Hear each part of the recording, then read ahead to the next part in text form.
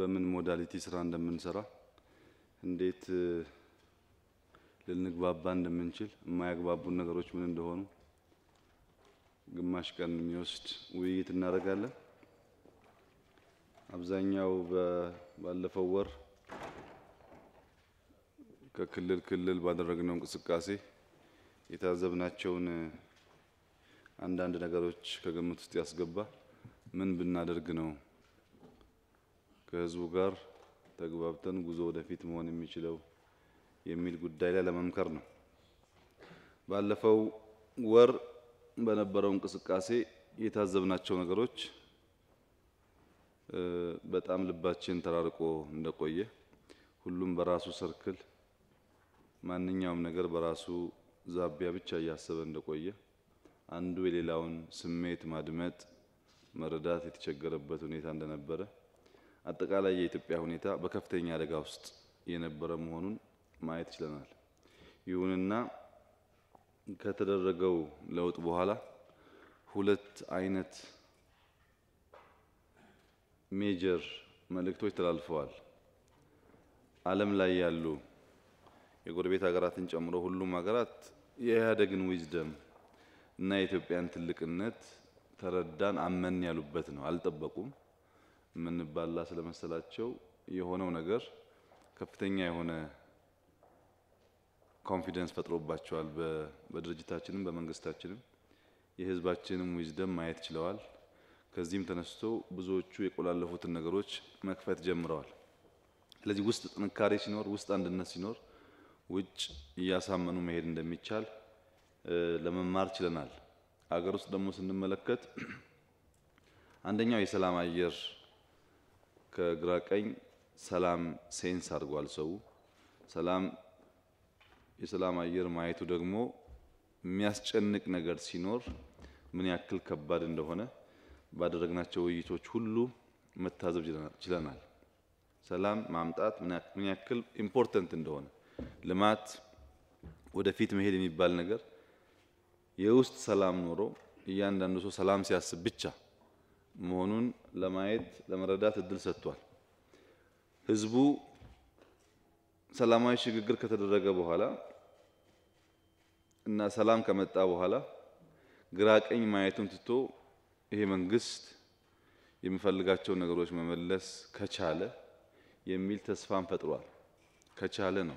ከቻለ አብረን መቀጠል እንችላለን የሚል ሆፕ ተፈጥሯል። ቢዝነስ ተነቃቅቷል፣ ኤክስፖርት ተነቃቅቷል። ከውጭ የነበሩን አንዳንድ የታሰሩ ነገሮች መፈታት ጀምረዋል። በዛው ልክ ግን ከባዱ ፈተና ኤክስፔክቴሽን አድጓል። ይሄም ማድረግ ከቻሉ፣ የሰላም ሽግግር ማምጣት ከቻሉ፣ አንድ ሆኖ መቀጠል ከቻሉ፣ ጥያቄዎች ደግሞ አሉኝ መመለስ አለባቸው የሚል ደግሞ ሰፊ የፍላጎት እድገትና ሌላ ሁሉ ነገር ታፍኖ ኤክስፔክቴሽን ከፍ እንዲል ደግሞ አድርጓል። ይሄን ኤክስፔክቴሽን እንዴት ነው አድሬስ የምናደርገው? ምን ብንሰራ ነው አሁን ያለውን ፍላጎት መልሰን ወደፊት መራመድ የምንችለው የሚለውን ነገር ነው ለማየት የምንሞክረው። አጣዳፊው አስቸኳዩ ነገር አሁን ላለንበት ሁኔታ ሶስት ነገር ነው። አንደኛው ኢንቴግሪቲ ነው፣ የሚጎለን የሚያስቸግረን እሱ ስለሆነ። ሁለተኛው ኤክሰለንስ ነው። ሶስተኛው ታይም ኮንሽስነስ ነው። እነዚህ ሶስት ነገሮች ካሉና ከተደመሩ እስከ መስከረም ባለው መንግስትን ከጉባኤ በኋላ እስከ ማዋቀር ባለው ጊዜ ውስጥ አብዛኛውን ጥያቄ መመለስና ሽግግሩን ማረጋገጥ የሚያስችል ሁኔታ እንዳለ ያሳያል። ለምንድን ነው እነዚህ ጉዳዮች ላይ የምናተኩረው ያላችሁ እንደሆነ ራሽናሉ አብዛኛው ኦብዘርቬሽን ትዝብት አሁን ያለው 95% ትምህርት ቤት፣ ጤና፣ ውሃ፣ ድልድይ ያልተሰራም ወደሚል ሄዷል ጉዳዩ። መጀመሪያ የነበረው ቴንስ የልማት ጥያቄ ብቻ ሳይሆን ታንጀብል የሆነ በየሰፈሩ ጀምረን መጨረስ ያቃተን ጉዳዮች እንዳሉና እንደ ኤቪደንስ እያነሳ ሰው እነሱን አምጡ ብሏል። እነሱም የማይመጡበት ምክንያትም የኢትዮጵያ መንግስት አቅም ስለሌለው ነው ብሎ አያምንም። እንደዛ አያምንም። ሁሉም ኢንዱስትሪያል ፓርክ ሲጠይቅ፣ ሁሉም ባቡር ሲጠይቅ ይችላል ይሄ መንግስት የሚል እምነት ይዞ ግን ለግሞ ሳይፈልግ ቀርቶ ወይም አድልቶ ነው ዴሊቨር የማያደርገው የሚል ሐሳብ በስቷል። ያንን ሐሳብ እንዲይዝ ያደረገው ነገር ደግሞ ሜጀር ነገሩ በመንግስት በድርጅትና አጠቃላይ በሲስተሙ የሚታየው ሶሳይቲውን ወደ ክራይሲስ ወደ ችግር እያስገቡ ያሉ ሜጀር የአቲቲዩድ ችግሮች አንደኛው አይቻልም ነው። ማህበረሰቡም መሪውም በውይይትም የአይቻልም መንፈስ በከፍተኛ ደረጃ እናደርጋለን ተባብረን አንድ ሆነን ሳይሆን አንችልም የሚል ሜሴጅ የሚተላለፍበት። ሁለተኛው ደግሞ ችግር የለም። ማንኛውም ጉዳይ ሲነሳ ችግር የለም። ሁለቱ ፓራዶክስ ናቸው። አይቻልም ወይም የለም ማለት ነገሩ ኤግዚስት አያደርግም ወይም ዴሊቨር ማድረግ አይቻልም የሚል መልእክት ያለው ሲሆን ችግር የለም ደግሞ ሁሉም ሞልቷል ነው። ሁለቱም የሚለያዩ ሐሳቦች በሁሉም ሰው ጭንቅላት ውስጥ ይታያሉ። በአንዱ ጉዳይ አይቻልም ይላል፣ በሌላ ጉዳይ ደግሞ ችግር የለም ይላል። ሶስተኛው ምን አገባኝ ሲዘረፍ ምን አገባኝ፣ ኔፖቲዝም ሲስፋፋ ምን አገባኝ፣ መስሪያ ቤቶች የቤተሰብ መስሪያ ቤት ሲሆኑ ምን አገባኝ፣ መንግስት ኤንጂኦ ሲሆን ምን አገባኝ እያለ ይጠፋል ማለት ነው። ምን አገባኝ ማለት ወደምንችልበት ደረጃ የሚያደርስ ነገር ስለሌለ እንዴት ነው ከዚህ ወጥተን የሚቀጥለውን ስቴፕ ማሳካት የምንችለው? እነዚህ አቲቲዩዶች መስተካከል ያለባቸው፣ ካላስተካከልንም ከፍጥነት ጋር አብረን መጓዝ የማንችል ያ ባለመሆኑም ሀገሪቱ ክራይሲስ ውስጥ እንድትገባ የብዙ ሰው ጭንቅላት ስለመበተን ስለመለያየት እንዲያስብ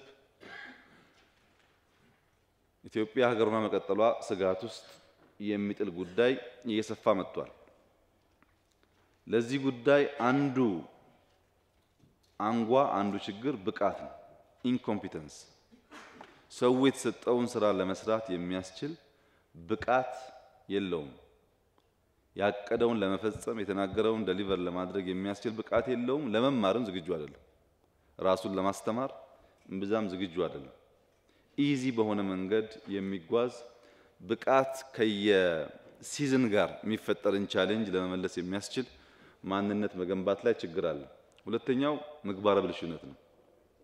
ኮራፕትድ ጭንቅላቱ፣ አስተሳሰቡ፣ ስራው።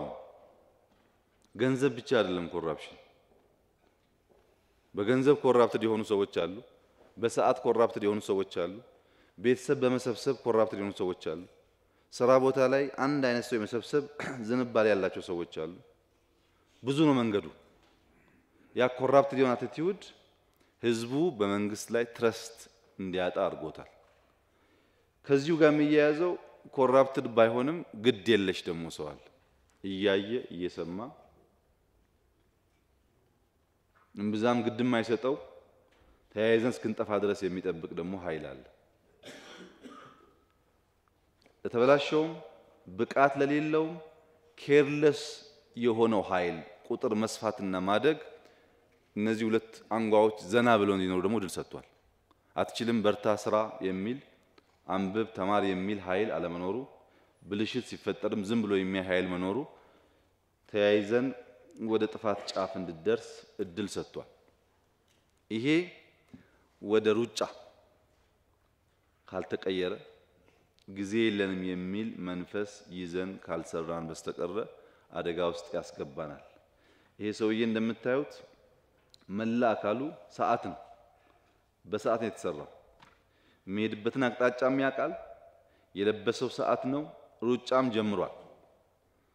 አንድ በሩጫ ውስጥ ያለ ሀገር፣ በሩጫ ውስጥ ያለ ሰው በሶስት ምሰሶ እንዳለው በጎጆ ቤት መንገድ ብናስበው ሶስት ቤዚክ ነገር ሊይዝ ይገባዋል የተሳካ እንዲሆን ሩጫው ጉዞ። አንደኛው ቪዥን ነው። ራዕይ ያለው ሰው መሆን ያስፈልጋል። አንድ ቀን እዛ ጋር ደርሳለሁ ብሎ የሚያስብ እሱን ለማሳካትም የሚተጋ መሆን አለበት።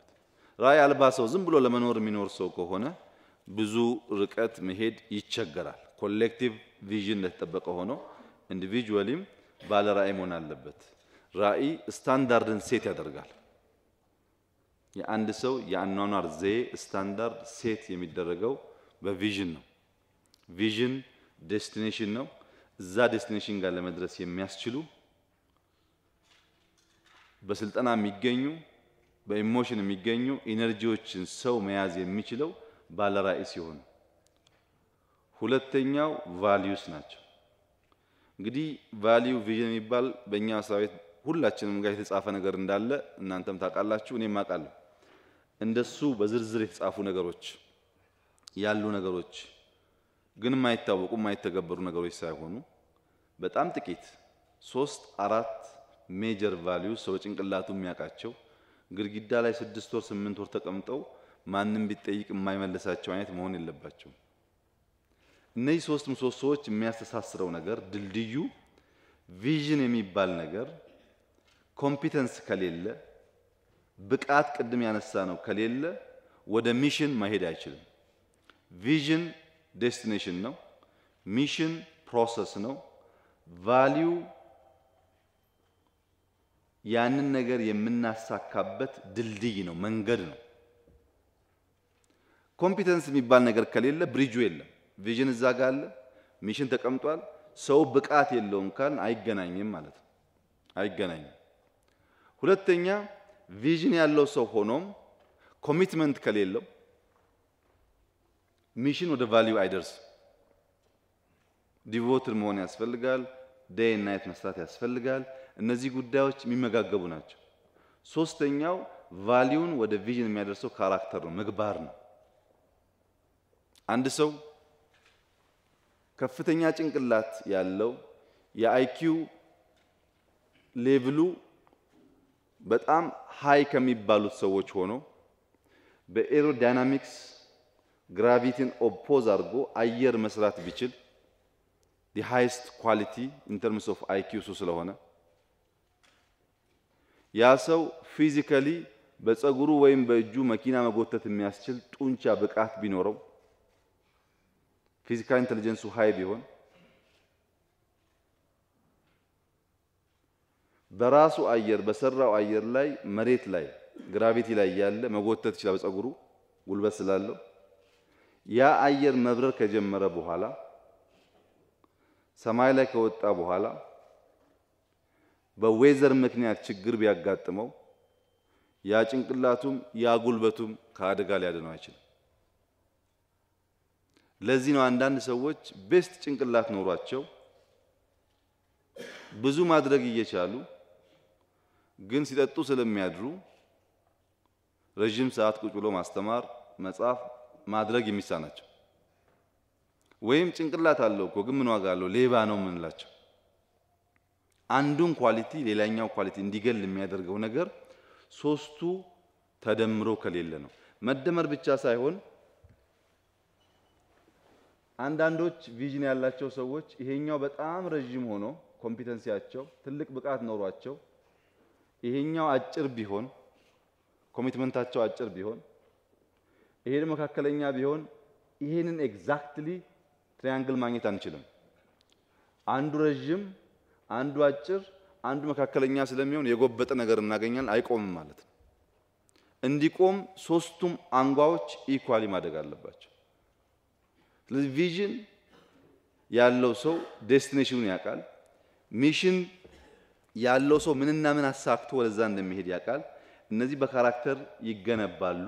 ሶስቱ ነገሮች ኢምፖርታንት ናቸው ብለን ከያዝን በኋላ የነዚህ ኢምፖርታንት ነገሮች በአንድ ጎጆ ውስጥ እንዲኖሩ እንዲገኙ የሚያደርገው የመጀመሪያው ነገር ኤክሰለንስ ነው። ኤክሰለንስ ነው። ኤክሰለንስ የመጨረስ ብቃት የመጨረስ መለኪያ መንገድ ነው። ማንኛውም ሰው ከቻይና ጋር እኩል የልማት እቅድ ሊያቅድ ይችላል፣ ስትራቴጂ ሊያወጣ ይችላል። በአመቱ መጨረሻ ማን ምን ደሊቨር አደረገ ነው ጉዳዩ የሚለካው እንጂ አብሮ ማቀድ 100 ፔጅ አብሮ መጻፍ ይቻል ይሆናል። ወይም ሩጫ ከኃይሌም ከደራርቱም ጋር መጀመር ይቻላል። ከተወሰነ እርምጃ በኋላ ጥለውን ይሄዳሉ፣ አንጨርስም። ያልጨረሰ ሰው በማሰቡ በማቀዱ ብቻ ወይም በመጻፉ ብቻ ኤክሰለንስን አረጋገጠ ማለት አይቻልም። ኤክሰለንስ መጨረስ ነው፣ የመጨረሻው አንክር መበጠስ ነው። ለምሳሌ ጂቲፒ 2 ያሰብነውን ነገር ካላሳካን ኤክሰለንስ የሚባል ነገር የለም ማለት ነው። የኤክሰለንስ እንኳን እሳቤና ስሌት በኋላ አነሳዋለሁ። ኤክሰለንስ እያንዳንዱ ሰው በመጨረስ የሚለካበት ይሄ ኤክሰለንስ አሁንም በጊዜ ኮምፒተንት የሆኑ ሰዎች አንድ አመት ያሉትን ፕሮግራም በአንድ አመት ይጨርሳሉ። መጨረስ ከሆነ መለኪያው በሁለት አመትም ቢያልቅ በሶስት አመትም ቢያልቅ አልቋል ማለት ነው። ግን የ28 ደቂቃውን 10000 ኪሎ ሜትር በአንድ ሰዓት ጨርሰህ በሰዓት ሳትጨርስ ቀርተህ ክር መበጠስ አትችልም። ጨርሰሃል ማለት ኤክሰለንት ሆናል ማለት አይደለም። ጨርሰሃል ግን በተባለው ጊዜ መጨረስ መቻልን ይጠይቃል። ይሄ ታይም ወደ ቫልዩ የሚወስደው ኮምፒተንስ ኮሚትመንት ሲኖር ነው፣ ኮንቪክትድ ስንሆን ነው።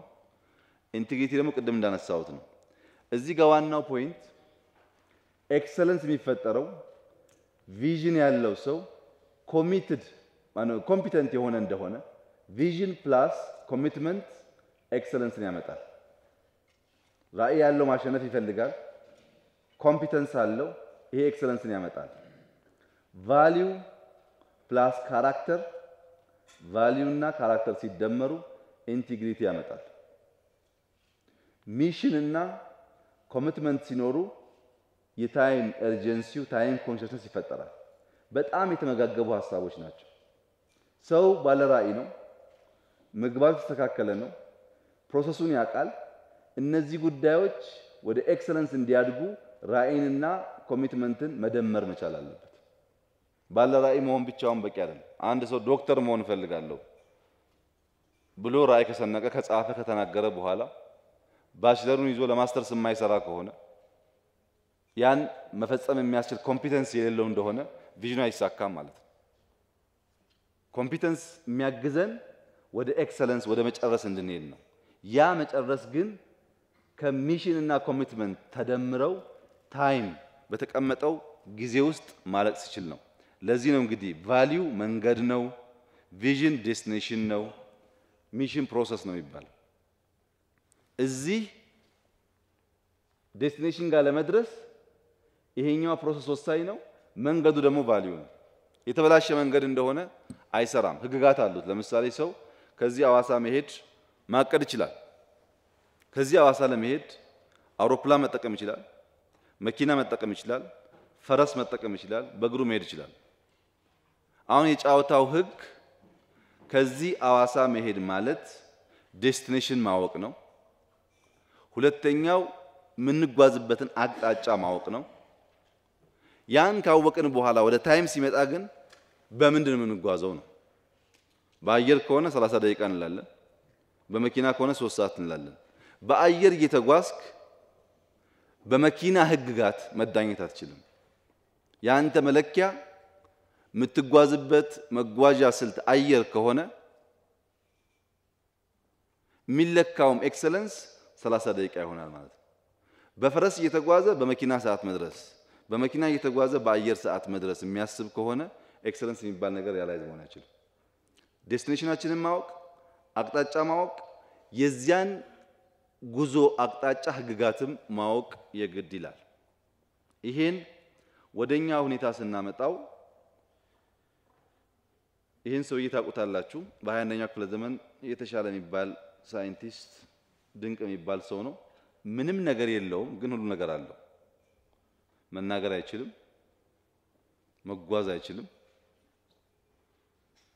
በጣም የሚያስጨንቅ ነው ሰውየው ማየት በራሱ።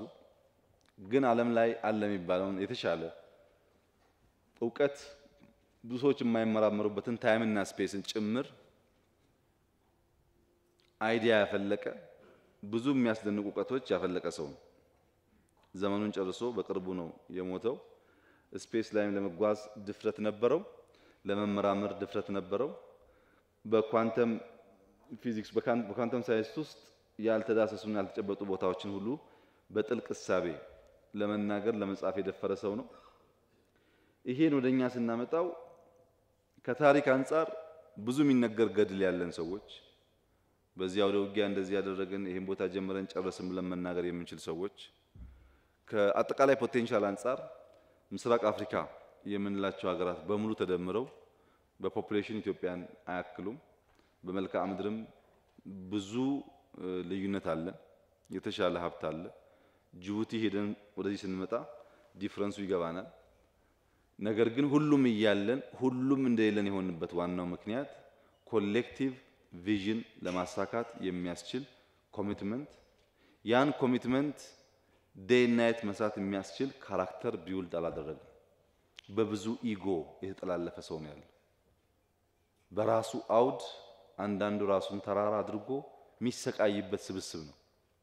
ይሄ በመሆኑ ትልቁን እድል እንዲያኮስስ አድርጓል። ያን መቀየር ከቻልን ብቻ ነው አብሮ መቀጠል የዚህን ሀገር ትንሣኤ ማረጋገጥ የሚቻለው። እድል አለ። እድሉ ያለው በእኛ እጅ ነው። እነዚህ እንደመነሻ አድርጎ አንደኛው እንድነጋገርበት የሚያስፈልገው ጉዳይ ኤክሰለንስ ይሆናል። ከሶስቱ አንጓ ዘርዘር አድርገን የምናየው ኤክሰለንስ በላቲን ትርጉሙ ሰርፓስ ይሉታል። ከስታንዳርድ ትንሽ ከፍ ያለ ነገር ነው ኤክሰለንስ የሚባለው። በስታንዳርድ ልክ መሄድ ወደ ኤክሰለንስ አይወስድም። አንድ ሰው በ28 ደቂቃ አምና ሮጦ እንደሆነ በ27 ደቂቃ ከ30 ሰከንድ በመሮጥ ነው ኤክሰለንስን የሚያረጋግጠው፣ በማሻሻል ማለት ነው። ኤክሰለንስ መሆን ነው፣ ሆኖ መገኘት ነው።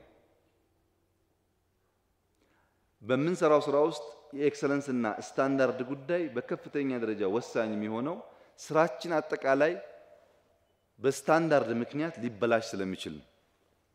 ለምሳሌ ይሄን ዋይወሰን እንደሆነ ኮንቴንት እና ኮንቴነር አለ። ማናችንም እዚህ ያለን ሰዎች ከዚህ ከላይኛው ከቨር ጉዳይ የለን፣ ከዚህም ጉዳይ የለን። ይሄ እያለ 10 ብር የምንገዛ ከሆነ ሱቅ ሄደን እቺ ብቻ ባለመኖሯ እንኳን 10 ብር 1 ብር አንገዛት። ኮንቴነሩ አለ እንዳለን አልተነካም። በውስጡ ያለው ኮንቴንትም አለ አልተነካም፣ እንዲያውም አልተከፈተም። ግን እቺ የለችም፣ አጠቅመም፣ እቺ ቆሻሻ ናት። ለገዢ ግን ስታንዳርድ ናት፣ ኤክሰለንስ ናት። እቺ ብቻ አይደለችም፣ እቺም ስዕል ባትኖር ከላይ ያለችው ከቨር ባትኖር ኮንቴነሩም እያለ ኮንቴንቱም እያለ አንገዛም። ዋጋ እንዲቀንስ የሚያደርገው ውሃው ብቻ አይደለም፣ ኮንቴንት ብቻ አይደለም። እንድንገበያይ የሚያደርገን የሚያግባባን ኤክሰለንስ ሙሉ የሆነ እንደሆነ ነው። የጎደለ ነገር ያለ እንደሆነ ያምናወጣውን ገንዘብ እንዳናወጣ ያደርጋልና ከስታንዳርድ ማነስ አንሶ መገኘት ኤክሰለንስን ያሳጣል። የኤክሰለንስ ማርክ የሚባሉት አንደኛው ፐርፐዝ ነው። ፒላርስ አሉት ኤክሰለንስ 7 የታወቁ ፒላሮች አሉ። ከነሱ ውስጥ አንዱ ፐርፐዝ ነው። ፐርፐዝ ዋይ የሚለውን ፓርት ይመልሳል፣ ኖሌጅን ይመልሳል። ለማንኛውም ስፔሲፊክ ኢሹ ፐርፐዝ መጠየቅ ማለት ዋይ የሚል ጥያቄ እንድንጠይቅ የሚያደርግ ኖሌጅ ዊዝደም መኖሩን የሚያረጋግጥ ነው ፐርፐዝ የሚባለው። ለሁሉም ነገር ለምን እንደምናደርግ ዋይን ሳንመልስ የፈጸምን እንደሆነ ከሰባቱ ፒላሮች አንዱ ይጎላል። ከጎደለ ደግሞ የተሟላ ነገር አናገኝም ማለት ነው። ሁለተኛው ፕሪንሲፕል ነው። ፕሪንሲፕል ደግሞ ኖሌጅ ነው። የመጀመሪያው ዊዝደም ነው፣ ፐርፐዝ ዊዝደም ነው፣ የሚመልሰውም ዋይን ነው። ሁለተኛው ኖሌጅ ነው፣ የሚመልሰው ዋት ነው። ዋት የሚለውን ጥያቄ ይመልሳል። ሶስተኛው ሪዛልት ነው፣ እሱ ነው የሚመልሰው ሃው ነው። አሁን ብዙ ጊዜ ችግር የሚያመጣብን እኛ አንድ ነገር መፈጸም ሲያቅተን ሪዝን እናቀርባለን። ሪዝን ካናት ቢ ሪዛልት። ሪዝን የሚመልሰው ዋይን ነው። አንድ ነገር አልፈጽምም ብለህ ይሄ ዋይ ይመልሳል። ይሄ ዊዝደም የሚባለው ማለት ነው። ይሄ ኖሌጅ ነው፣ ዋት ይመልሳል። ሪዛልት ሃው ይመልሳል። ደሊቨር ማድረግ አቅቶን ምክንያት ከተናገርን ስለ ሪዛልት ሳይሆን ስለ ፐርፐዝ ነው የምናወራው። ዋይን ነው እየመለስን ያለነው። ይሄ የሚፈልገው ሃው ነው። አልሰራውም ካልክ በኋላ ውጤት ያጣሁት በዚህና በዚያ ምክንያት ነው ካልክ you're going back to purpose። ከመጀመሪያው ፐርፐዝ ጋር ኢሹ ነበር ማለት ነው። ለዚህ ጥያቄ ይሄን እየመለስን ለዚህ ጥያቄ ይሄን እየመለስን መቆየት ያስቸግራል። ይሄ ብቻ ሳይሆን በእኛ ሲስተም ውስጥ ስብሰባ ብዙ የማይወዱ ዴሊቨር የሚያደርጉ የሚሮጡ ሰዎች ኮምፓተብል መሆንም ይቸገራሉ። ሮጦ የሚሰራ ሰው በጣም ቁጭ ብሎ ረጅም ሰዓት ከሚሰበሰብ ሰው ጋር ሊግባባ አይችልም። ይለያያልና መጠይቃቸው አእምሯቸው የሚጠይቀውና የሚመልሰው ጉዳይ ይለያያል። አንዳንዱ የተካነ ነው። ዝም ብሎ 10 ቀን 15 ቀን ተቀምጦ ለመነጋገር ችግር የለበትም። አንዳንዱ ደግሞ የተሰጠችውን ነገር ዴይ ናይት ሰርቶ ዴሊቨር ማድረግ ይፈልጋል። አሉ እንደዚህ አይነት ሰዎች እኛ ውስጥ አሁን 5 ሰዓት 6 ሰዓት ኢሜል ጽፍላቸው የሚመልሱ ሰዎች የሚሰሩ ሰዎች አሉ። እነሱ ይሄን የውይይት ጊዜ ብዙም አቅሙም ፍላጎቱም የላቸውም። ሶስቱን ነገር እየመለስን ስንሄድ እንደ አራተኛ መወሰድ ያለበት ጥያቄዎቹን ካነሳን በኋላ ቢዩቲ ነው። የምንሰራው ነገር በሙሉ ቢዩቲፉል መሆን አለበት። ሲታይ የሚያምር መሆን አለበት። ቢዩቲ ማለት መለኪያው አምስቱ የስሜት ህዋሳት ሪስፖንድ እንዲያደርጉ የሚያስችል ማለት ነው። ሰው ጀስት አይቶ የተለየ ሲግናል ጀነሬት ካደረገ ቢዩቲ አለማ ከሳቀ ለምሳሌ ወይም ካለቀሰ ኦፖዚት ደስ ካለው ህንፃ አይተን ቢዩቲውን ምን ንግግር አያስፈልግም። ጀስት ስራችን ሪስፖንስ ስለሚያደርግ ቢዩቲፉል ያልሆነ ነገር ሰርቶ እንደመጨረስ ማየት ጥሩ አይደለም። ምክንያቱም ቢዩቲ መለኪያ ስለሆነ አንድ ሰው ዴሊቨር አድርጓል የሚባለው አንዱ የስሜት ህዋሳት ሪስፖንድ እንዲያደርጉ ማስቻል ስለሆነ። ሁለተኛው ኦሪጂናሊቲ ነው። የምንሰራው ነገር ኦሪጂናሊቲ ያስፈልገዋል። እያንዳንዱ ሰው የራሱ የሆነ አሻራ አለው። የኔ አሻራ እናንተ ውስጥ ካለው ከማንም ሰው አሻራ ጋር አይመሳሰልም። እጄ ብቻ አይደለም የአይኔ አይሪስ የሚባለው የኔ አይሪስ ከማናችሁም ጋር አይመሳሰልም። ሁሉም የራሱ አይሪስ አለው፣ የራሱ አሻራ አለው፣ የራሱ ዲኤንኤ አለው። ዲኤንኤ ብቻ ሳይሆን እያንዳንዱ ሰው የራሱ ሳውንድ ቦክስ አለው። እያንዳንዱ ሰው ያለው ሳውንድ ቦክስ የተለያየ ነው። እኔ ስራጅም መሆን አልችልም፣ ደመቀ መሆን አልችልም። እኔ ነኝ። የራሴ አሻራ አለኝ፣ የራሴ አይሪስ አለኝ፣ የራሴ ዲኤንኤ አለኝ። ኢን ኮመን የሚሰበስበን ቅድም ያልነው ቪዥን ነው። በሄንበት ቦታ የኛ ማንነታችን ማሳያ የሆነ አሻራ አስቀምጠን ካላለፍን መጣ ሄደ የማይታወቅ ከሆነ ኦሪጂናሊቲ የለም ማለት ነው። ኢትዮጵያ የራሷ የሆነ በጣም በርካታ ኦሪጂናል ነገር አላት። ስራዎቻችን እሱን የሚያሳዩ መሆን አለባቸው። ሌላው ፈንክሽናል መሆን። ፈንክሽናሊቲ ዋና ፒላር ነው ለኤክሰለንስ። እንግዲህ ቅድም እንዳነሳውላችሁ ነው። ቶሎ ጨርሰን በእግራችን ስንሄድ ምን እንደምትሉ ከእናንተ ሰማለሁ። ፈንክሽናል አይደለም ይሄ ግቢ። ዝም ብሎ አጥር ነው የተከመረው። ሰፊ ቦታ ነው የያዘው። ገንዘብ እያመጣ መንግስት ስራውን እየሰራ ትውልድ እየተማረ ማድረግ ይቻላል። ፈንክሽናል ማለት አንድ ስፔሲፊክ ኤሪያ ላይ 2 3 4 ነገር እንዲፈጸም ማድረግ ማለት ነው። ያን በማድረግ ቁጠባም እዛ ውስጥ አለ፣ ሀብት ጄነሬሽን እዛ ውስጥ አለ፣ ሐሳብ መሸጥ እዛ ውስጥ አለ። ትውልድ ጋር ከምንጨቃጨቅ ቅድም ያልኳችሁን በማድረግ ኢትዮጵያን በጄነሬሽን ጭንቅላት ውስጥ ማኖር ይቻላል። አት ታይም ነው ሁሉ ነገር የምንሰራው አንድ ቦታ ማለት። ፈንክሽናሊቲ በትንሽ ነገር ብዙ ነገር ማድረግ ነው። ይሄ ሰውዬ ሳይክል እየነዳ ነው፣ ያነባል፣ ቡና ይጠጣል። በአንድ ነገር በአባባል አለ በአንድ ጥይት 2 ወፍ እንደሚባለው ማለት ነው።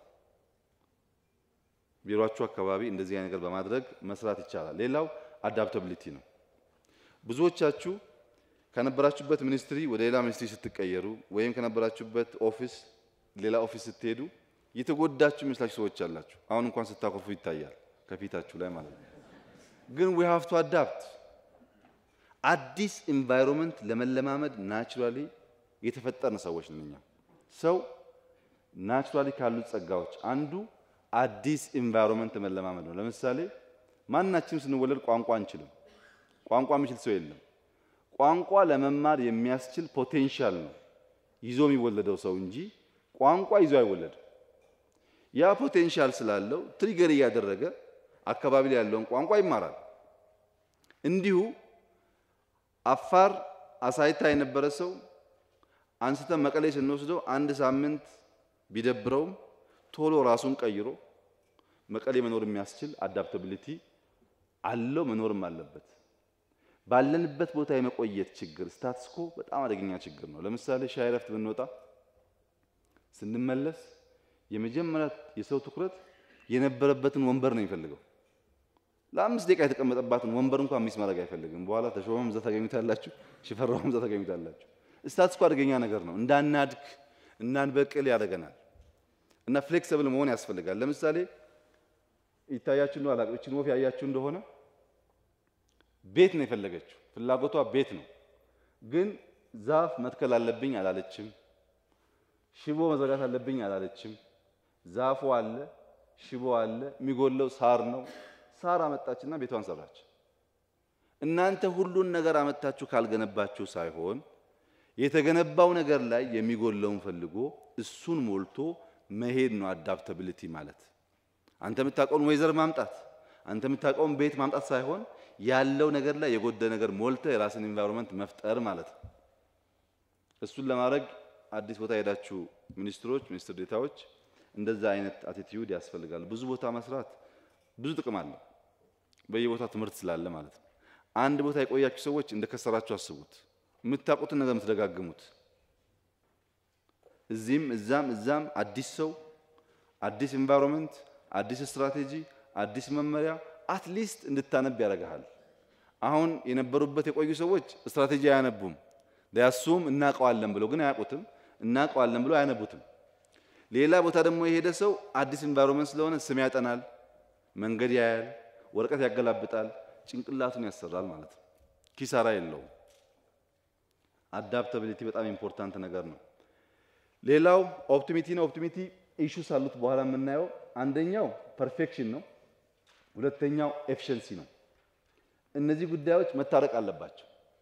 ኤፊሺየንሲ ላይ ፎከስ የሚያደርግ ሰው ሻዲ የሆነ ስራ ነው የሚሰራው፣ ሁሉ ነገር ኤፊሺየንሲ ከሆነ። ፐርፌክሽን ብቻ ደግሞ ከሆነ ዌስት ነው። ለማሳመር ብቻ የምንሰራ ከሆነ ዌስት ነው።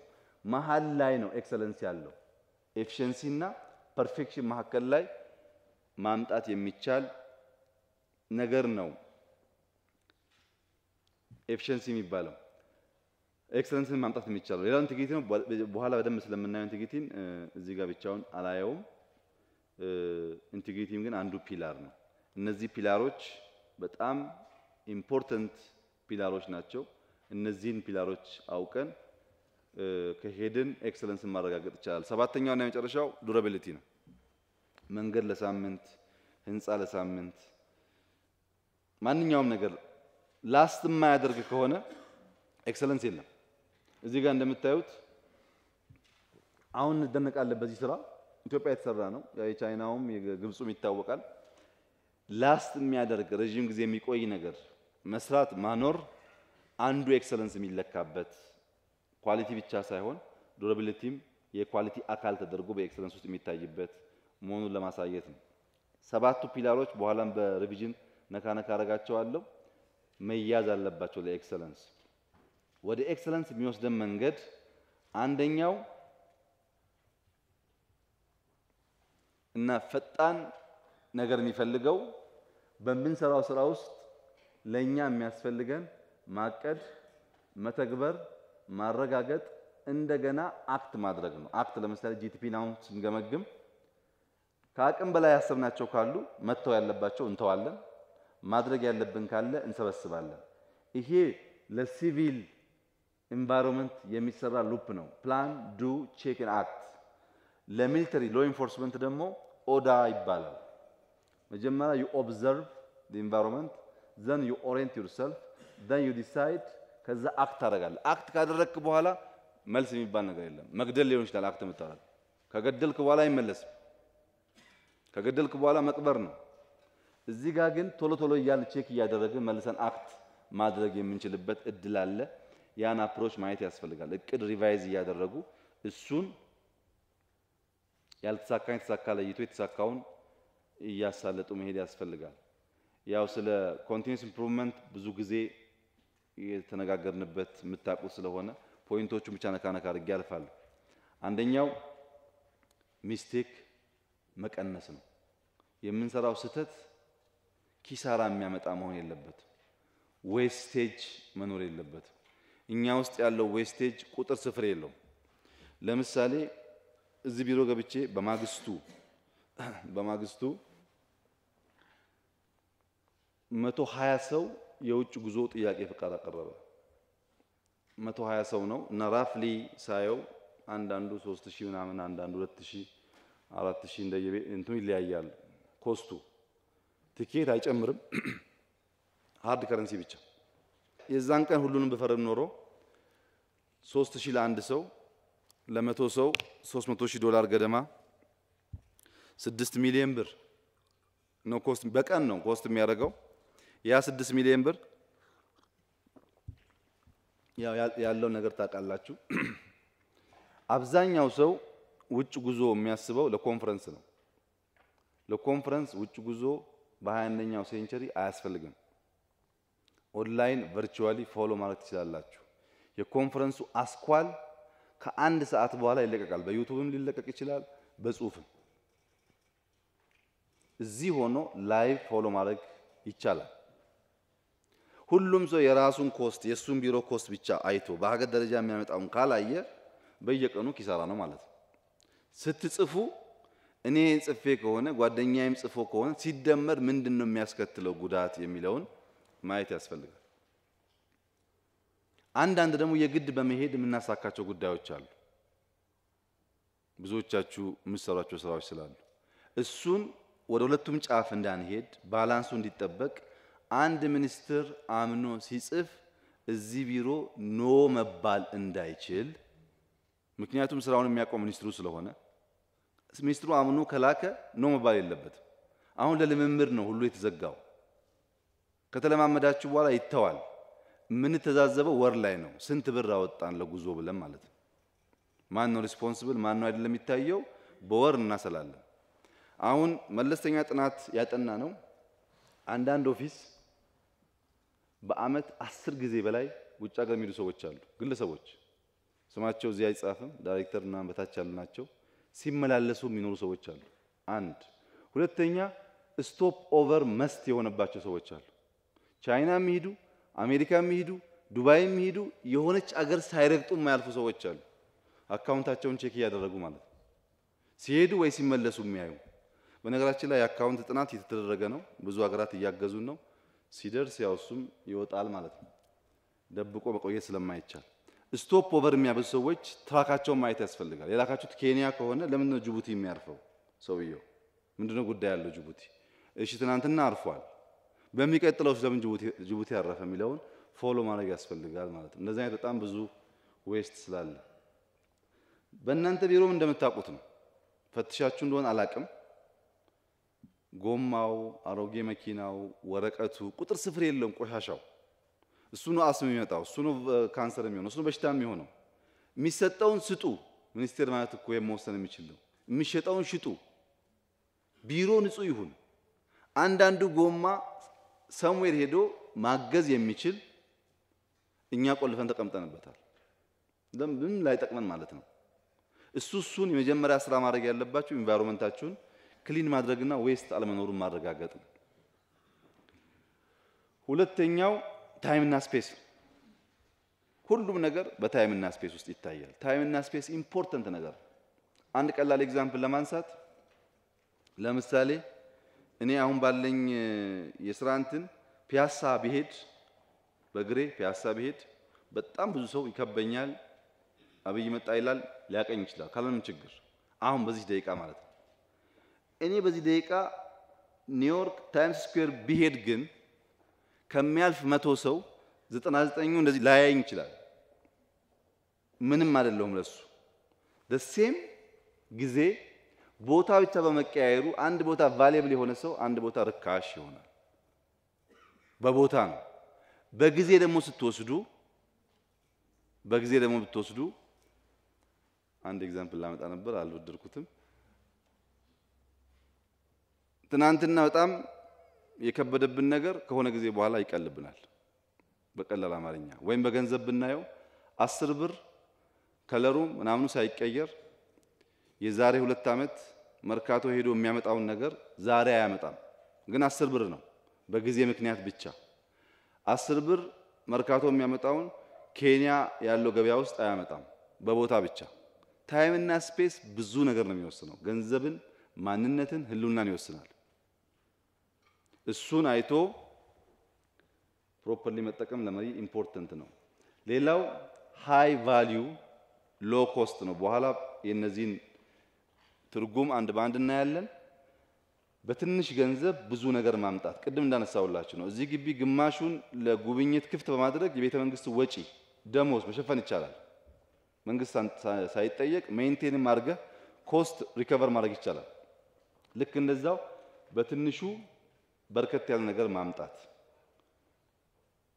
ኳሊቲ እና ኳንቲቲ ኮምፕሮማይዝ አይደረጉም። በኋላ በኤክሰለንስ ውስጥ እነሱንም አመጣቸዋለሁ። ኖውሌጅን ወደ ስኪል መቀየር፣ በልምድ በንባብ በምናምን ያለን ኖውሌጅ ወደ ስኪል ካልቀየር ዴሊቨር ማናደርግ ከሆነ ትርጉም ስለማይኖረው እያንዳንዱ ስራዎቻችን፣ ፕሮግራሞቻችን፣ እቅዶቻችን ወደ ሰው መተርጎም አለባቸው። ሄዶ ሄዶ የሰውን ህይወት የሚቀይር መሆን አለበት። ትናንት አንድ ስብሰባ ነበረን ከና አብርሃም ጋር የአየርላንድ ባንክ ገቨርነር እየተናገረ የአየርላንድ እድገት 23 በመቶ ነው በአመት አለ። በጣም ያስደነግጣል ንግግሩ። አብርሃም ዝርዝር ነገር ካወያዩ ይነግረናል። እና ምን አለኝ ሰውየው፣ እኛ ለህዝብ ጂዲፒ ሪፖርት አናደርግም አለ። 23% አድጋል ብለን አንናገር። ጂዲፒ የተወሳሰበ ነገር ነው፣ የሚገባ አይደለም አለ። ኢምፕሎይመንት ይሄን ያክል ቀንሰናል፣ ዌጅ ይሄን ያክል ጨምረናል። እያንዳንዱ በራሱ ላይ ኢንፍሌሽን እንደዚህ ቀንሷል፣ ኑሮ እንደዚህ ሆኗል፣ ሃውሲንግ እንደዚህ ሆኗል ብለን ያገኘውን ነገር ነው የምንነግረው አለ። ኮምፕሊኬሽን የለውም፣ ያውቀዋል። በቀላል ቋንቋ ትግባባለህ። ጂዲፒ የሙያተኛ ቋንቋ ነው።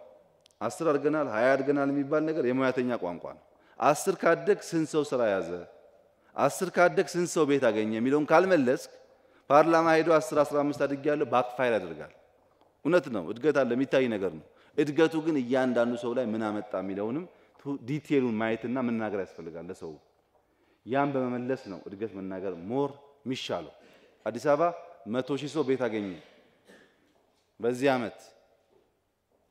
የባስ ትራንስፖርት 1 ብር ነበር 90 ሳንቲም ሆነ። ፕራክቲካል ነገር ነው። በእንደዚህ አይነት ቋንቋ መግባባት መቻል ያስፈልጋል። ኮንቲኒየስ እድገት 3 ሜጀር የሚባሉ ፒለርስ አሉት። እሱም አንደኛው ኢንክሪመንታል ኢምፕሩቭመንት ነው።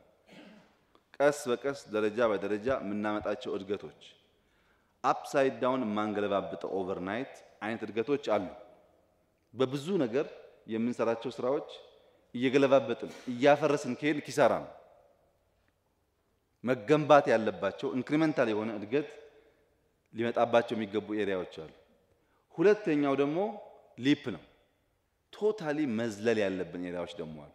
ለምሳሌ ሰርቪስ ኢንክሪመንታል እድገት የሚባል ዋጋ ያስከፍለናል። ቶታል የሆነ ቼንጅ ነው የሚያስፈልገው። ጊዜም የለንም። በዛ አፕሮች ከሄንም ከህዝብ አንግባባም። የፈጠነ ለውጥ ይፈልጋል። ሶስተኛው ግን ዲስረፕቲቭ ነው። ዲስረፕቲቭ አእምሮን የሚረብሽ የሚሆን የማይመስል ጉዞ መንገድ አይታችሁ እንደሆነ ይሄኛው የሚረገጥ ነገር አለው። ኢንክሪመንታሉ ከፊት ለፊት ድንጋይ ያስቀምጠህ እሱ ላይ ቆመ፣ ከፊት ለፊት ድንጋይ ያስቀምጠህ እሱ ላይ ይቆምክ መሄድ ነው። ሊፑ ደግሞ እዚህ መሃል ጋፕ አለ። the only option ያለህ መዝለል ብቻ ነው። ዘለህ ትረግጣለህ፣ ሪስክ አለው እንደምታዩት። ዲስረፕቲቭ ግን የማታቋርጠው መንገድ አቋርጦ መሄድ ነው። እዚህ ጋር ባህር ያለ እንደሆነ በጨለማ በማይታሰብ ቦታ ክሮስ አድርጎ መሄድ። ለምሳሌ ቴክኖሎጂ ይሄ ሀገር በከፍተኛ ደረጃ ወደ ኋላ የቀረበት ነው። ቴሌኮም ወደ ኋላ የቀረበት፣ ኔትወርክ ወደ ኋላ የቀረበት። ማደግ በሚገባን ስፒድ አላደግንም። አሁን በምንሄደው ስፒድ ከሄድን ከትንሽ ጊዜ በኋላ ከጨዋታ ውጭ እንሆናለን። ቢኮዝ ዲስረፕቲቭ የሆነ እድገት ስለሚፈልግ። ለምሳሌ ኢንዱስትሪያል ፓርክ የወሰን እንደሆነ አሁን እያደረግን ያለ ነው። በሰው ኃይል የሚሰራው የኢንዱስትሪያል ፓርክ ግንባታችን ቶሎ ቴክኖሎጂ እንዲ አዳፕት እንዲያደርግ ካላደረግነው ከ5-10 ዓመት በኋላ ከጨዋታ ውጭ እንሆናለን። ምክንያቱም አዲዳስ ጫማ ላብ ውስጥ ይሰራል። አሁን አርቲፊሻል ኢንተለጀንስ ፐርፌክሽን ብቻ ሳይሆን በኮምፒውተር ያየነውን ነገር ማስቀመጥ የቻለበት ኤጅ ላይ እኛ በሰው ኃይል ብቻ ለረጅም ጊዜ እድገት እናረጋግጣለን ብለን ከሄን አይሰራም። ዲስረፕቲቭ የሚያስፈልገው ምንድነው? ተከታይ ላለመሆን። አሁን ኋላ ነን። ሁሌ ተከታይ እንዳንሆን አዳዲስ ኢንቫይሮንመንት ላይ ኢኳል መራመድ እንድንችል አድርጎ ማሰብ የሚያስፈልግባቸው ኤሪያስ አሉ። ለኛ ጥሩ ይመስላል አሁን ስናየው፣ ግን በጣም መጥፎ ኤሪያዎች አሉ። ለምሳሌ ኮሪያ የዛሬ 40-50 ዓመት ኢንዱስትሪያል ፓርክ ልክ እንደኛ ጀመሩ፣ ሰፊ ቦታ ላይ። አሁን የሚያስፈልገን ለኛ እሱ ነው፣ በትንሽ ገንዘብ ብዙ ሰው መያዝ ስለምንፈልግ። ነገር ግን አሁን ያለው የነሱ ኢንዱስትሪያል ፓርክ ፎቅ ነው። 7ኛ ላይ ይጀምራል፣ 6ኛ፣ 5ኛ፣ 4ኛ፣ 3ኛ ታች ሲደርስ ተጭኖ ይወጣል ምርቱ። ዝም ብሎ ቦታ መያዝ አይቻልም ማለት ነው። ከትንሽ ጊዜ በኋላ ቦታ በጣም ኢምፖርታንት ይሆናል ለኛ፣ ያው ሰው እየበዛ ስለሆነ እና አሁን ጥሩ እየመሰለን የምናስባቸው ጉዳዮች ከ5-6 ዓመት በኋላ መልሶ የሚፈርሱ ይሆናሉ። መልሶ ከፈረሱ ዱራቢሊቲ ቅድም ያልነው የለም፣ ኤክሰለንስ የለም ማለት ነው። አሁን ማማሩ አይደለም። አንዳንዱ ነገር ዲስረፕቲቭ በሆነ መንገድ መታየት ይፈልጋል። ብዙ ፋክት ማንሳት ይቻላል። ጥሩ እየመሰለን እየተኛንበት ግን ነገር እያመለጠን እየሄዱ ያሉ ጉዳዮች አሉ። እነሱን መቀየር ያስፈልጋል። ሶስቱን ነገር ማየት ነው ሲሰሩ። ምንድነው ኢንክሪመንታል የሆነ እድገት የሚያስፈልገው? ምንድነው ሊፕ የሚያስፈልገው? መዝለል የሚያስፈልገው የትኛው ኤሪያ ነው? ዲስረፕቲቭ የሚያስፈልገው የትኛው ኤሪያ ብሎ ማየት ኢምፖርታንት ነው። ለምሳሌ እና አቶ ታገሰ ያግዙኛል። የሰው ኃይልን በሚመለከት ፋይናንስን በሚመለከት አሁን ያለው አፕሮች ዲስረፕቲቭ የሆነ ዲስከቨሪ ይፈልጋል። 100% አውቶሜት መሆን አለበት። ማን መቼ ተቀጠረ፣ መቼ ምን ሰራ መታወቅ አለበት። ዝም ብሎ ተሰብስቦ መቀመጥ አይቻልም ማለት ነው። ይሄ አሁን ቀላል ነገር፣ ኢንክሪመንታል የሆነ እድገት አያስፈልገው። ዘ ሆል ሲስተሙን ሼክ ማድረግና እዛ ውስጥ የሚራገፉ ነገሮች አራግፎ ወደሚቀጥለው ሌየር መሄድ ይፈልጋል። እሱ ነው እንግዲህ ሃይ ፈንክሽናሊቲ እና መልታይ ፈንክሽናሊቲ እንዲሆን የሚያደርገው። ሃይም ነው መልቲፕልም እንዲሆን ያደርጋል። ሃይ እና መልቲፕሊኬሽን የሚያስፈልገው ለምሳሌ ስልክን ብንወስድ የዛሬ 15-20 ዓመት ካሜራ ትልቅ ኢኖቬሽን ነው። ቪዲዮ ማነው ኦዲዮ ኮንቨርሴሽን ትልቅ ግኝት ነው። ሰዓት ራሱን ችሎ በጣም ትልቅ ግኝት ነው። አሁን ቪዲዮ፣ ኦዲዮ፣ ዳታ፣ ካሜራ፣ አዲንግ ማሽን፣ ኖትቡክ ሁሉ ተሰብስቦ አንድ ስልክ ላይ የሆነው መልታይ ፈንክሽናሊቲ ኢምፖርታንት ስለሆነ ነው። አንድ ሰው ካሜራ ምናምን ከሚሸከም አንድ ስልክ ይይዛል፣ ኖትም ይይዝበታል፣ ፎቶ ያነሳበታል፣ ቪዲዮ ይቀርጽበታል፣ ይነጋገርበታል ማለት ነው። አንድ ሚኒስቴር መኪና ከነዳ አጃቢ ካላንጋጋ መልታይ ፈንክሽን ሆነ ማለት ነው። ብዙ ነገር ከቦን ተቆልፈን የምንቀመጥ ሳይሆን በጣም ሲምፕል ወደሆነ ነገር የምንሄድ መሆናችንን we have to make sure። እንደዛ ሲሆኑ እድገት ስልጣኔ ሲምፕሊሲቲ ውስጥ ስላለ ዴስቲኔሽን ወደ ኤክሰለንስ 3 ሜጀር ነገሮች አሉ። አንደኛው ሲምፕሊሲቲ ነው። ሲምፕሊሲቲ ማንኛውም ሰው ሲወለድ ሲምፕሊሲቲ አለ። ለምሳሌ አንድ ሕፃን ልጅ ውሃ ለመጠጣት እንኳን እማዬ ልጠጣ ይላል። በጣም ሲምፕሊሲቲ ያለው ግን ከዚህ ተነስቶ እዛ መራመድ አይችልም፣ አጋዥ ይፈልጋል። ሲምፕሊሲቲ ውስጥ ቶሎ ጊዜ ለመቆጠብ ሶስቱን ጋላምጣቸው። ሲምፕሊስቲክ የሚባለው ሁሉ ነገር የቀለለ የማድረግ አቅማችን ውስን የሆነበት ማለት ነው። ሕፃን ነን፣ we're open ለጥያቄ ለመነጋገር፣ ግን የማድረግ አቅማችን ውስን። ማንኛውም ሲምፕሊስቲክ ነገር ወደ ኮምፕሌክሲቲ መሄዱ አይቀርም። ማንኛውም ሰውም ይሁን ሲስተም። ለምሳሌ መንግስት የተፈጠረው ሰርቪስ ማግኘት ችግር አለብኝና ኢንስቲትዩሽን ገንብቼ ደሞዝ ከፍዬ ሰርቪስ ይስጠኝ በሚል ነው መንግስት የሚባል የተፈጠረው። መንግስት ግን ዴሊቨር ማድረግ አቅቶት ራሱን የቻለ ሌላ ኮምፕሊኬሽን ፈጥሮ አደናቃፊ የሆነ ሲያስቸግር ነው ወደ ሲምፕሊሲቲ እንዲያድግ የሚያስፈልገው። ሲምፕሊሲቲ እና ሲምፕሊስቲክ ኦፖዚት ነገሮች ናቸው፣ አንድ አይደሉም። ሲምፕሊስቲክ ኦፕንነህ ማድረግ አትችልም። ሲምፕሊሲቲ ሁሉን ነገር አቅልለህ የምትፈጽምበት ብቃት። አልቲሜትሊ ማንኛውም ሰው ወደዛ ደረጃ ማደግ አለበት። ማንኛውም ሲስተም ወደዛ ደረጃ ማደግ አለበት። ኦፕን ነው፣ ግልጽ ነው፣ ትራንስፓረንት ነው፣ ግን ደግሞ የማድረግ አቅም አለው ማለት ነው። እሱም ማድረግ ስንችል ነው ሪል የሆነ እድገት የምናረጋግጠው። ወደኛ ኬስ ሲመጣ በአራት ኳድራንት ከፍለን ጊዜ ለመቆጠብ እዚህ ጋር ያለው ሲምፕል እና ሃርድ ኳድራንት ናይቪቲ ነው ሲምፕሊስቲክ የሚባለው ማለት ነው። ሲምፕል ነው ልጁ ለመጠየቅ እናቱን ችግር የለበትም መራመድ አይችልም። አብይ ማለት ችግር የለበትም መጉረስ ግን አይችልም። ሃርድ ነው ናይቪቲ ያለበት ሲምፕሊስቲክ የሚባለው እዚህ ኳድራንት ውስጥ ያለ ነው። ሁለተኛው ደግሞ ሃርድ እና ኮምፕሌክስ ነው ፖቨርቲ ነው። አሁን ብዙ ፋክት ላነሳላችሁ እችላለሁ ቀድሞ ተነሳ እንዳይባል ነው እንጂ በጣም የሚገርሙ ነገሮች አሉ የኢትዮጵያ መንግስት ጊዜ የሚያባክንባቸው ግን ብዙም አያስፈልጉ የጭቅጭቅ የንግግር የምናምን የንትርክ የሆኑ ኤሪያዎች ለምሳሌ ሚዲያ እንውሰድ። ብዙ ፋክት አለ ግን ሚዲያን ብቻ እንውሰድ። ሚዲያ ሰው በተፈጥሮ ከከለከልከው ያን ነገር ለማግኘት ይሰቃያል። ኢትዮጵያ ውስጥ ካሉ ሚዲያዎች በውጭ የሚተላለፉ ሚዲያዎች ምናልባት 99% ፋክት ያልሆነ ነገር የሚነገርባቸው ናቸው። ምንም ሰው አይቶ ብሎ መተው ያለበት ነው። ግን እኛ አይቻሉም ብለን ስለከለከል ሰው ሁሉ እነሱን ውድ ያደርጋቸዋል። ሚዲያ ማርከስ የሚቻለው በማብዛት ነው በመከልከል አይደለም። 100 200 ቻናል ከፈጠርክ አንዱም ቻናል ቋሚ ኦዲየንስ አይኖረውም። ሪሞት ይዞ በየደቂቃ ነው የሚፈልገው እንጂ ቁጭ ብሎ አይጠብቅም አንድ ቦታ። ከቆጠብክና ከዘጋህ ግን ይርባም አይርባም የተዘጋውን ሰው ፍለጋ የሚሄደው። አሁን እኛ ኢንከሬጅ ማድረግ ያለብን 200 ሚዲያ ይኖር፣ አንዱም ሰው ቋሚ ደንበኛ አይኖረው። ቋሚ ደንበኛ ለመያዝ ሳይተኛ ይደር ይትጋ። መትጋት ውስጥ ኤክሰለንስ ቱሪዝም አለው። ብዙ ጊዜ የምትዋሽ ከሆነ ይሄ ውሸታም ትባላለህ ማለት ነው። ከከለከልክ ግን በምን ይለካል? መለኪያው የለም። እንደዚህ በጣም በርካታ ጉዳይ ማንሳት ይቻላል። በእስረኞች ጉዳይ ማንሳት ይቻላል። በብዙ ሺህ ማንሳት ይቻላል። ጊዜ ማባከን የማይገባን ኤሪያ ላይ ጊዜ የምናባክንባቸው እነሱን ትተን ወደሚቀጥለው ደረጃ ማደግ የሚገባን ይሄ እዚህ ውስጥ የሚታይ ነው። ሃርድ ነው፣ ኮምፕሌክስ ነው።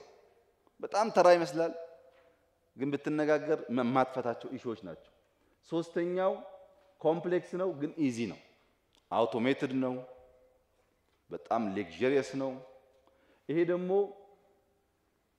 ዋጋ አስከፋይ ነው።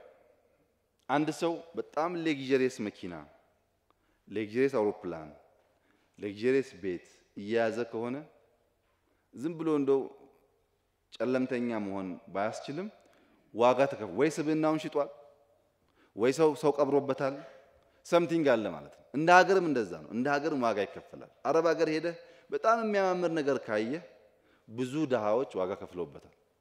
ዋጋ ሳይከፈል ኮምፕሊኬትድ የሆነ ነገር ሲምፕል መሆን አይችልም። ኤክስፔንሲቭ ዋጋ ኢን ተርምስ ኦፍ ካሽ ሊሆን ይችላል፣ ካይንድ ሊሆን ይችላል፣ ያስከፍላል።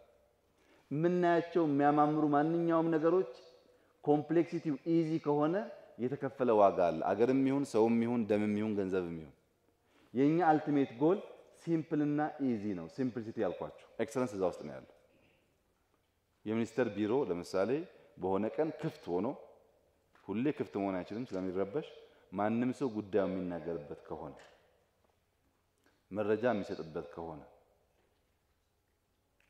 እሱ በቀላሉ ታች ወርዶ ስራዎች ማየት የሚችል ከሆነ ምክንያቱም መሀል ላይ ብዙ ሪፖርት የሚያደርጉ ግን የማይሰሩ ሰዎች አሉ። ብዙ የሚያማምር ሪፖርት እያመጡ ስራውን ሳይሰሩ የሚሄዱ ሰዎች አሉ። እነሱን ለመለየት የሚያስችለው መንገድ ወረድ ብሎ ማየት የሚችል ሲምፕል የሆነ ሰው ሲሆን ይሄን ለማምጣት አሁን ካለንበት ከታችኞቹ ኳድራንት ይሄ በቀላሉ አይመጣም እኛ ጋር። ከነዚህ ኳድራንት አንዳንዱ እዚህ ላይ ይውላል፣ አንዳንዱ እዚህ ላይ ይውላል። ከነዚህ ወጥቶ ቶሎ ወደዚህ ለመምጣት ራስ ላይ መስራት እና ነገር መቀየር ያስፈልጋል። ኤክሰለንስ ሌክዠሪ ሳይሆን ሲምፕሊሲቲ ስለሆነ ቀለል ማለት መመሪያ አይሰራም፣ ህግ አይፈቅድም፣ እንደዚህ ነው እያለ የምናስከፋውን ነገር ቀለል አድርጎ መመለስ ማለት ነው። እሱን ለማድረግ ስንችል ሲምፕሊሲቲ ይመጣል። ኤሪያ ኦፍ ሲምፕሊሲቲ በቀላሉ እነዚህ ናቸው። አንደኛው ለሰው አንድ ሰው ለሰው አንድ ሚኒስትር ለዴታው አንድ ዴታ ለሚኒስትሩ በጣም ሲምፕል መሆን አለበት። በኔና በሽፈራው መካከል በኔና በአህመድ መካከል ያለው ኮሙኒኬሽን በጣም ሲምፕልና ብራዘር ሁነስ ከሌለበት ሲምፕሊሲቲ አይመጣም።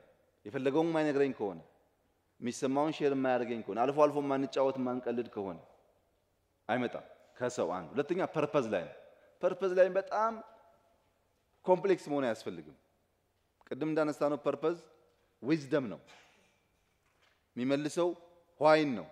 በጣም ሲምፕል በሆነ መንገድ ፐርፐዝ ጋር ኮሙኒኬት ማድረግ ያስፈልጋል። ሶስተኛው ፕላን ነው። ያው የኛ ፕላን እንደምታውቁት በጣም ውስብስብ ነው። ራሱ ሳይንስ ነው፣ ራሱ ጥበብ ነው።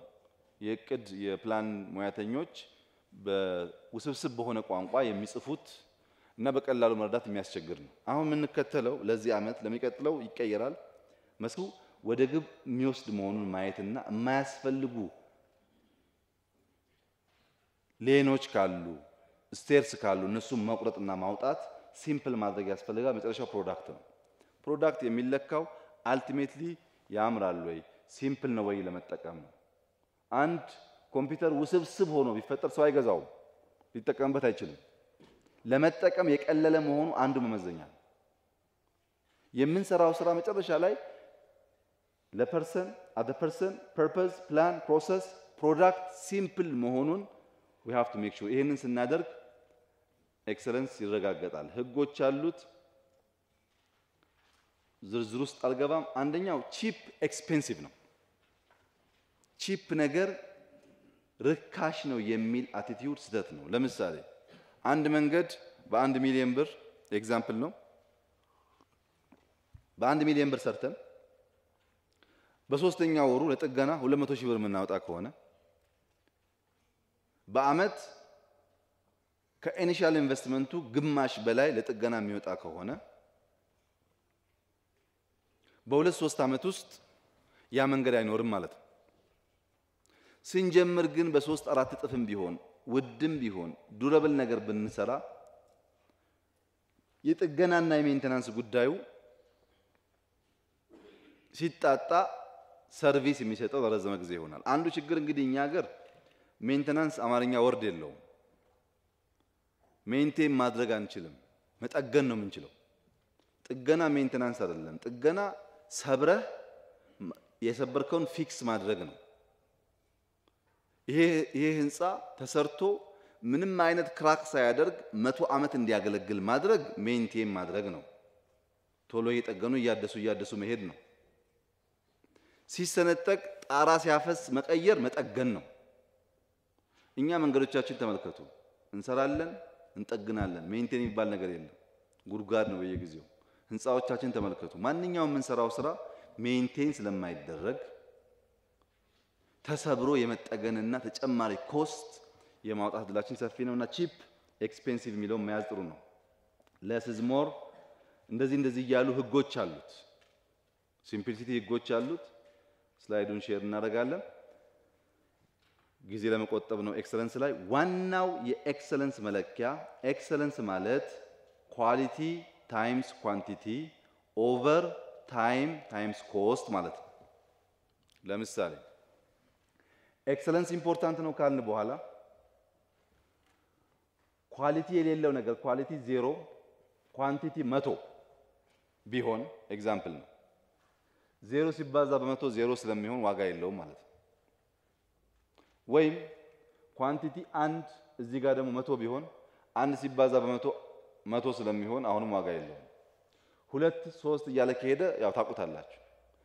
ላይ ኳሊቲና ኳንቲቲ ኢኳሊ እንዲያድጉ ማድረግ ኢምፖርታንት ቢሆንም ዲኖሚኔተሩ ብቻ ደግሞ ሳይሆን ታች ታይም ለምሳሌ ህዳሴ ግድብ 5 አመት 10 አመት ከወሰደብን ያ ታይም አጠቃላይ ኤክሰለንሱን ይገለዋል ማለት ነው። ምንም ጥያቄ የለውም። 10 ብር እንሰራለን ብለን 20 ብር ካደረግነው ላይ ያለው ሲካፈል ይቀንሳል ማለት ነው። ኤክሰለንሳችን ይቀንሳል። ኳሊቲና ኳንቲቲን ኮምፕሮማይዝ ሳናደርግ አንዱ አንዱን ሳያጣጣ ታይምና ኮስትን ታሳቢ አድርጎ ከተሰራ ብቻ ነው አንድ ነገር ኤክሰለንት ነው የሚባለው። የሱካር ፋብሪካዎቻችን ቤስት አይዲያ ናቸው። በጣም ምርጥ አይዲያ ግን ኢን ተርምስ ኦፍ ኤክሰለንስ 0 ታይሙ ኮስቱ ምናምን ስትወስዱ 0 ነው። ስናባዛው የምናገኘው ውጤት አደገኛ ውጤት ነው። በሁሉም ፕሮጀክቶቻችን በጣም ትላልቅ ነገር ጀምረናል። እነዚህን ጉዳይ ታሳቢ ካለማድረግ የተነሳ ግን ዋጋ ያስከፍላል። ዘንድሮ አልቆ ኤክስፖርት መደረግ የሚገባው ነገር ተጨማሪ ጊዜ ተጨማሪ ገንዘብ ወስዶ ለሚቀጥለው አይጠናቀቅም። ምናልባት ከጨረስነው በኋላ ፕሮፐርሊ ማኔጅ ስለማናደርገው የምንፈልገውን ነገር አያመጣልን እና የምንሰራው ስራ እነዚህን ነገሮች የጨመረ መሆኑን በጣም ማረጋገጥ ያስፈልጋል። ኤክሰለንስ ስንል በትምህርት ስርዓቶቻችን እንደምታውቁት in terms of quantity ሚራክለስ ስራ ሰርተናል። in terms of quality በጣም ፑር ስለሆነ በትምህርት ስርዓቱ የምናገኛቸው ሰዎች ፍትሁንም ጤናውንም መልሶ ማስተማሩንም መንግስቱንም በሁሉም ቦታ የተሰማሩት ሲደመር ኪሳራ ነው ማለት ነው። ኳሊቲ በፍጹም በኳንቲቲ ኮምፕሮማይዝ መሆን የለበትም። አንዳንድ ጊዜ ኳሊቲ በርከት ኳንቲቲ አነስ ሊል ይችላል። ቁጥራቸው ያውና እኩል ላይሆን ይችላል። ግን አንዱ አንዱን ኮምፕሮማይዝ ማድረግ የለበትም። ይሄን በሁሉም ስራዎቻችን ላይ ማየት ያስፈልጋል።